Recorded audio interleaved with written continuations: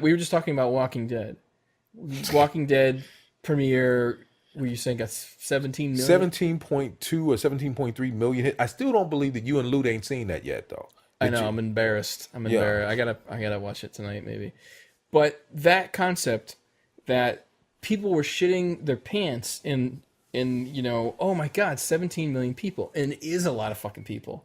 But Epic Rap Battle, it's a fucking 3-minute video. Given those things, I'm sure take weeks to do. I mean, they're really well done. There was a couple of them that basically hit like a million within a couple of like a week or two. So it's not like it still builds over time, but some of Yeah. them, the initial when they release, it hits pretty big. Yeah, like in a 24-hour period, they may get the same amount of views as like, fucking The Late Show or something. Right. But for me, I look at it, whether it takes, a month for them to get 90 million views or Jimmy Fallon gets 90 million views over a 7-day period. Like, to me, it's obvious, like, the TV model I don't see it sustaining. I'm surprised people aren't shitting their pants when they see 90 fucking million views on a YouTube video. Like, people in TV going, we're going to be out of a fucking job soon. Well, you also, I mean, I don't know if you heard recently about the HBO thing. HBO is, they're basically offering now a streaming service where they're going to basically offer their content to people who, if you don't have cable, you can still sign up for their streaming service and see all of their premium content. And the fear is that that's going to really just destroy a lot of the cable companies who people hate because They're the fucking worst. oh, absolutely. Absolutely. Greedy fuckers who don't like the fact people are streaming shit because we don't want to pay for their fucking garbage cable.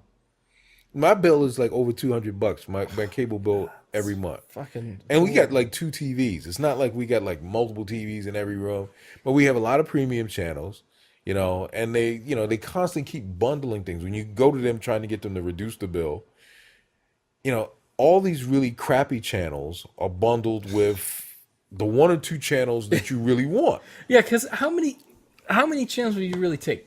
Like maybe 10, 12? Tops. I mean, besides like the local TV channels. Yeah, sure. You know, Networks and right, that you get off of free TV anyway for the most part. yeah, digital fucking antenna. Right. You know?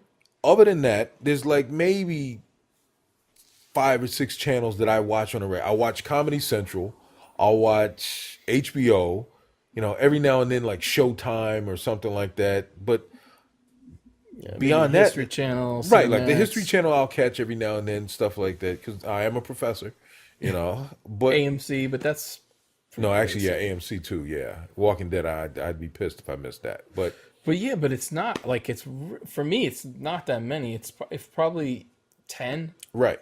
But the fear that they have now is that if HBO is successful with this, you'll have, and there's also rumblings now that CBS is thinking about doing the same thing with with some of their TV. I hate all the stuff What the on. fuck do they have though? Oh man, they got so much stuff there. Oh, just like the Big Bang live Theory, streaming, right? Okay, Or like TV movies. I would never pay for network anything, but I see. I mean, I think they're a #1 network right now. I think they were anyway. And I don't watch anything on CBS. Like I mean, 60 Minutes, but that's about it. I haven't even watched that in a while, but. Like all that NCIs, and I haven't watched it.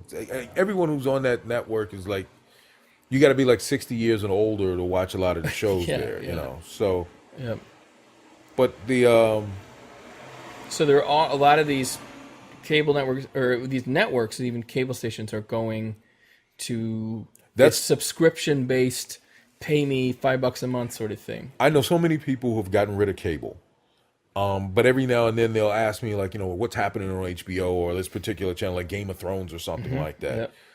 If they can basically sign up for just the HBO service, pay $10-15 a month just for that particular channel, and get access to all the content, all the movies and stuff like that, why the hell do they need cable now?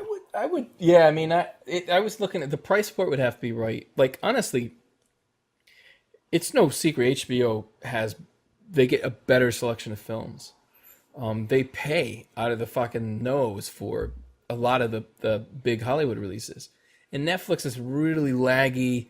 They have, one or two big titles like a month, maybe. I mean, so if HBO is just as reasonable, I can see, I think we were saying before, yeah, you could keep them both, but I might even dump Netflix if HBO had a better selection of films. And I'm sure there's going to be people who do that. I'm just like a TV addict. We were joking around about like I watch way too much TV. It's like for me, if I got Amazon, the Amazon streaming service, Hulu, and Netflix, those three right there, and that basically breaks down to less than $40 a month for all three of them. Yeah.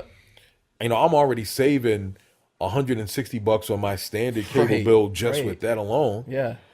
And still have access to Hulu has most of the TV shows.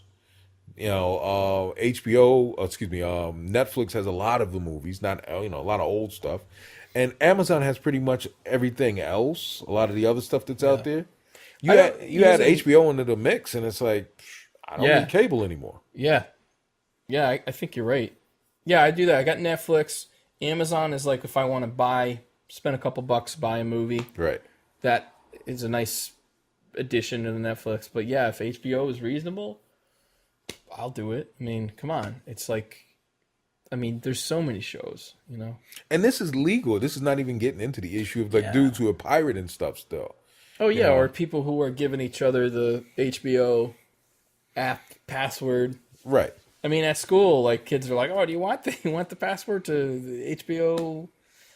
HBO Go. HBO Go, yeah. So it's pretty. And cool. also, I think it's a smart idea because you have so many people outside of the U.S.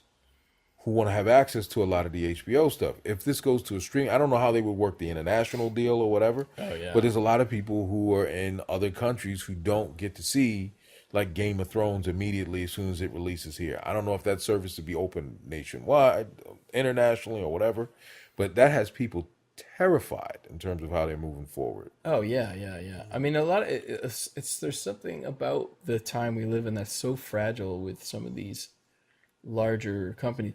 It's like a mixed bag. In one sense, you have about 7 fucking media companies that run an entire fucking world's media. You have independent media, but the real money makers, it's only about 6 or 7 companies. It's like Clear Channel, Viacom. It's not that many.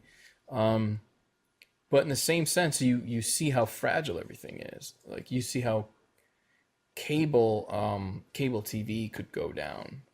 I don't know how soon or what. There's you'd still have it for internet, but can you really sustain like 200 goddamn channels that no one watches? Yeah. I don't know how that works, And you're also starting to see like companies like Netflix starting to produce their own series. Like, you got Orange is the New Black. What was the other one? The Kevin Spacey House one? of Cards. Which I have not seen yet. It's pretty good. It's really dark. I like sort of dark stuff, but holy shit, it's pretty dark. It's not bad. It's pretty decent. It is nothing I would ever fucking pay for. Right. It is like